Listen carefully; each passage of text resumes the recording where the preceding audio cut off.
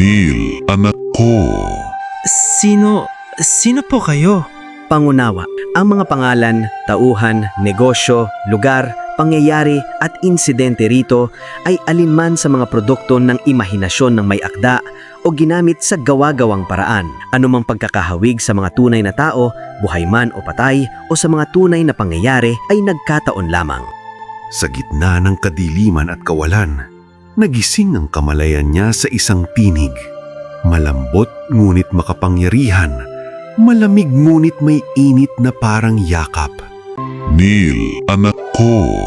Sino po kayo? Mahina niyang tanong habang umiikot ang dilim sa paligid. Ako ang tinatawag nila na Diyos Ama. Bibigyan kita ng pangalawang pagkakataon. Kasabay ng mga salita ng nagpakilalang Diyos Ama, lumitaw ang isang nagbabagang butas sa kalawakan malapit kay Neil.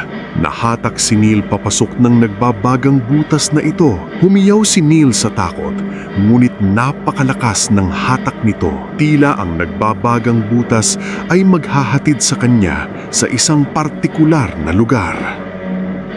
Mga kaganapan, noong walang malay si Neil. Nakahandusay si Neil sa gilid ng kalsada. Walang malay, mahalipas ang ilang oras mula nang ito'y mabangga ng motorsiklo. Huminto ng dahan-dahan ang isang itim na van. Ilang metro ang layo, walang ingay, walang plaka, walang kahit anong indikasyon na ito'y kabilang sa anumang ahensya. Lumabas ang dalawang lalaking nakaitim na kasuotan, parehong nakabalaklava. Hindi sila nagsalita, walang pat-aatubiling. Nilapitan nila ang nakahandusay at walang malay na katawan sa gilid ng kalsada. Mabilis ngunit maingat nila siyang inangat at inilagay sa stretcher. Kontrolado ang bawat galaw. Walang tunog, walang bakas, walang iniwang ebidensya. Parang operasyong hindi dapat malaman ng kahit sino. Namulat si Neil sa mahinang sikat ng araw na pumapasok sa bintana. May malamig na hangin mula sa aircon, amoy antiseptiko at naririnig ang mahinang pagbibip ng mga kagamitang medical. Pumasok ang isang nurse at nilapitan siya nito. Mr. Jacinto, you're awake. Naaksidente ka kagabi. Hit and run. Mabuti at may nagdala sa'yo rito. Paliwanag ng nurse. Wala siyang maalala kung sino ang tumulong sa kanya. Wala ring binanggitang staff.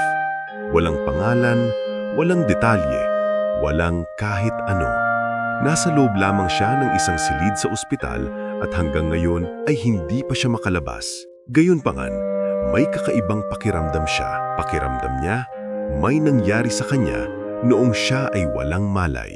Habang unti-unti siyang nakakagalaw, napansin niyang may malaking pagbabago. Mas matatag ang katawan. Mas magaan ang paghinga. Mas malinaw ang pag-iisip. Mas firm ang mga kalamnan pero natural ang pakiramdam. Nagulat siya nang makitang nagkaganito ang hitsura ng kanyang katawan pero hindi rin ito ang katawan na nakasanayan niya. Lumapit ang admin officer na may dalang discharge forms. Natural procedures lang po, Mr. Jacinto. Wika nito, napansin niya agad, may mga pre-filled na impormasyon. Tamang-tama, kumpleto.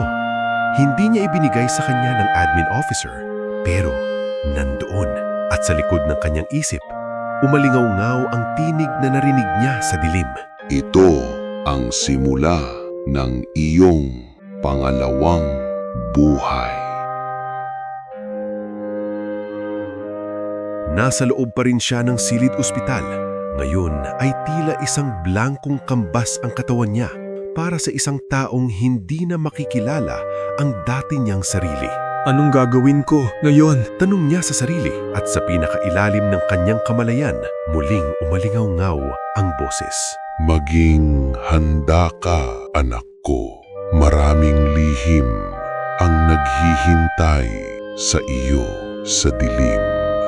Sa labas ng ospital, ang Kalakhang, Maynila ang makabagong kagubatan kung saan nag-aabang ang iba't ibang uri ng mababangis na hayop na nakapiring sa katawang tao. Ito pa rin ang babalikan ni Neil.